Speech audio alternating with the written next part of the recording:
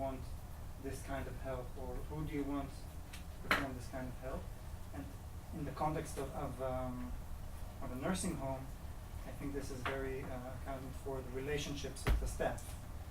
For example, is it the same person, the same staff person that is taking care or giving care to a person, or is it a different person giving care every day? Because if you build it upon relationships and acquaintancy, then you don't only see, okay, this is an old person that needs help in bathing, but I also know what exactly do they want, how do they want it, what hour of the day do they want it, and that's about respecting autonomy. Even in a context that someone needs help in bathing, which is, I think, the most intimate.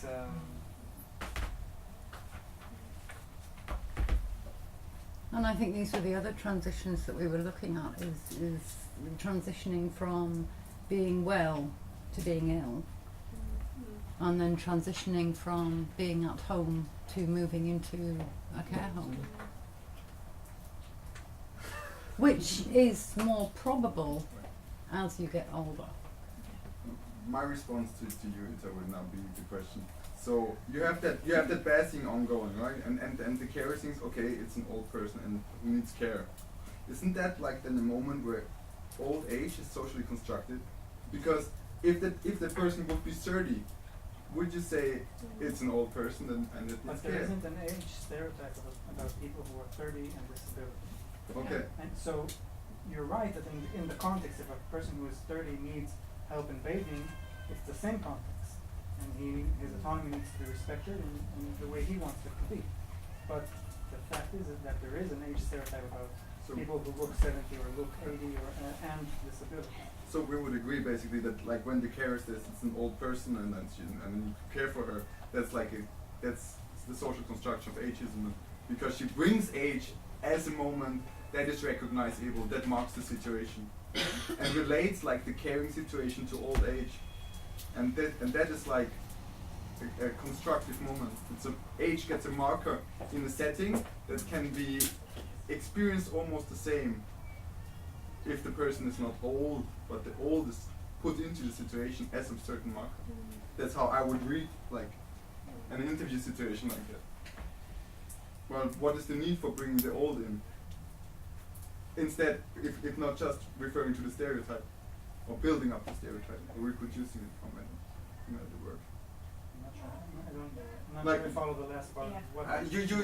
You have for example an observation setting where you observe care and you listen to the carers, to the professional carers, and then within this care setting, they mention all the time the old age of the people they take care of. But it's a nursing home. The majority. But if they do it, that's the question. Then you could say that's a construction of old age. That's a reinforcement of the stereotype, or reconstruction of the stereotype, right? Because there you see the stereotype in action. But because what is the reason to bring in the old age? Okay, taking that argument then, think about the pediatric unit. So would you say that you work with children? You know, I mean, there are markers, aren't there? There's a language. Is it ageist to call somebody old? That's a fundamental question, yeah. Okay. Is it ageist to call somebody young? That's the same question. Mm-hmm. It's the question if it's ageist to mark people by their age, although there is no direct relationship. Like that's the social construction, right? I built on expectations that are normative, that are present in society, and I reuse them in the situation that I face for me to explain the situation, to make it socially understandable between the people who participate in the situation. So in the pediatric unit, they talk about age because age is a thing within a pediatric unit, same in a nursing home. But this is how we built the stereotype. Mm-hmm. And this is how we put age into effect. If they wouldn't talk about age, would that change the situation? Am I right that you say that age categorization brings ageism by itself? Yeah. Because that took her 1 sentence to do it. Because I would fundamentally argue that ageism is categorizing somebody Yeah. as old or as young, or bringing it into effect. But at the same time, to come back to the question that Angela asked us to begin with, that do you feel old? It's not that we call someone young or old. That is, well, that can be ageist or not. It depends on how it's interpreted. But more so, we do it in a much more nuanced way, thinking about categorization theory, or membership categorization. What we do is we do it in a much more roundabout way. Like, if I were to answer your question now, I would say that whenever someone calls me mom, or what do you say, Davidella? How do you say, Katri Davidella? Vous voyez en français? How do you say it in English? There is What? no translation. Or, the pronoun, that you don't say you, but you say the madam, yeah, madam, and sort of, that's when I, it's someone else in my surroundings that mobilizes my age and my stage of life in a very nuanced, careful way. Or if I can tell you another very embarrassing moment that happened to me, I'll share this. I was sort of, it'll lighten things. Last winter I was running to the train, and there was some snow, as you know, underneath my shoes, and I slipped on the escalator, and this young man helped me up, and he was really nice, and I said thank you, and then he went and did something, mobilized something, an explanation that really sort of positioned me as old. He asked me, it wasn't a stroke or anything like that. Sorry. So yes, yeah, I've been telling this as a funny story, but you know, that's where I did feel old, or well, or perplexed. That sort of an explanation was readily available. The young man looking at me. So it's these kinds of careful. A young person looking at you, not young man in general. Correct. So those are. It's much more situational. It's not only that we call people young or old or whatever, middle aged.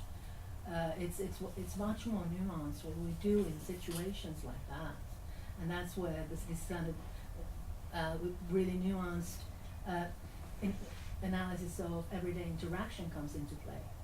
It's much more sort of ageism is something we do in fleeting moments like that. Did you feel offended? Yeah. I didn't say anything. I did tell it. I told my husband, and we laughed about it. But that No, was I- not his question. Not offended. I was, you know, it was like a slap in the face. Okay. Because I'm writing a paper about that. It's the question that we live in a society where aging is negatively connotated. Yeah. And that is, for example, why in many empirical studies about subjective feelings about age, people tend to describe them as younger. Mhm. So I feel most of, like 2/3 of the surveys, for example, say Sure. I feel younger because that is how I feel better. Of course. And it's mostly also those people who are free of the negative effects that sometimes statistically come with age. So learning to be old in our society comes with learning to deny being old and neglect being old. And that is the ageist fundamental in our society, and that's why interacting on the base of the category age always is that's my approach, always is a kind of reflection of ageism. But some psychologists would say that having a younger subjective age is what is like it serves as like a protection, or it serves as like that is the predictor for then your health outcomes. So it's they debate the directionality. And how is it in societies where old age is, or being older is considered as positive, like in South Korea, for example, where being older is usually you're more respected when you're older. You change your language, as far as I've understood. So this is, I think, two sides. So we have to respect older people, and then we have two different language, which is respectful language for older people, and then another language for friends or younger people. So we always differentiate, and then always respect. We have some kind of norm that we have to respect older people, but at the same time they are also, scared or having kind of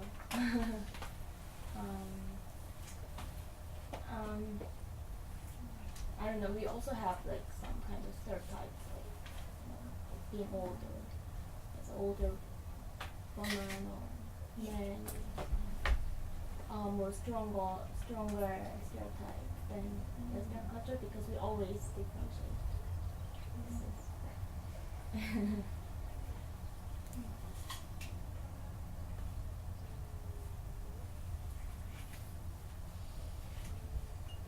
There was a really nice study, I can't remember who did it, and they were asking people over the age of 60 what made them feel old, and the responses were things like, your daughter or your son saying, should you be doing that?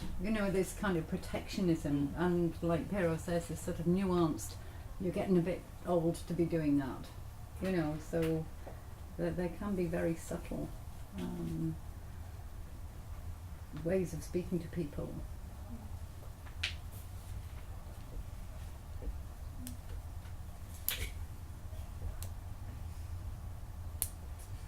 I think I've done it myself as well. When my dad was in his late 80s, seeing him climbing a ladder, up the side of his house, and I think, oh my God, should you be doing that? And then you think, is that because I care for him, or am I being ageist, or, But where is the line? Where is the line between caring and absolutely, ageing? absolutely. I don't know. And how much is intentional and how much is just learned by our society and the attribution we give it to.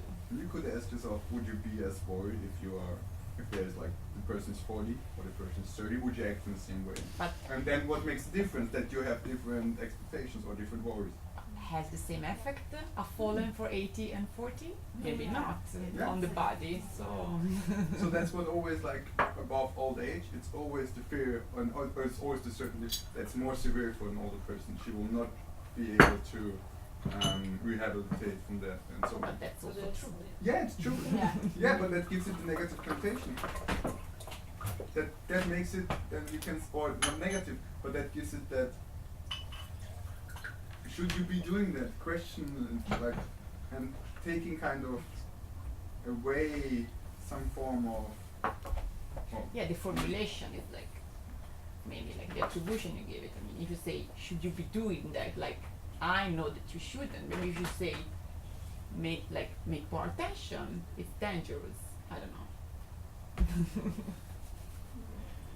The sentence in this discussion, and also when I do my research, I feel like, wow, am I becoming an extremist with ageism? Where is the line, and in how far?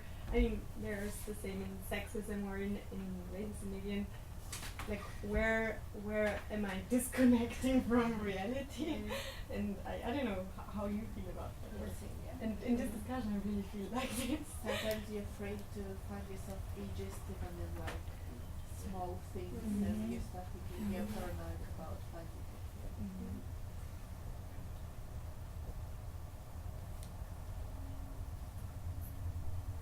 Tak sumasak everyone.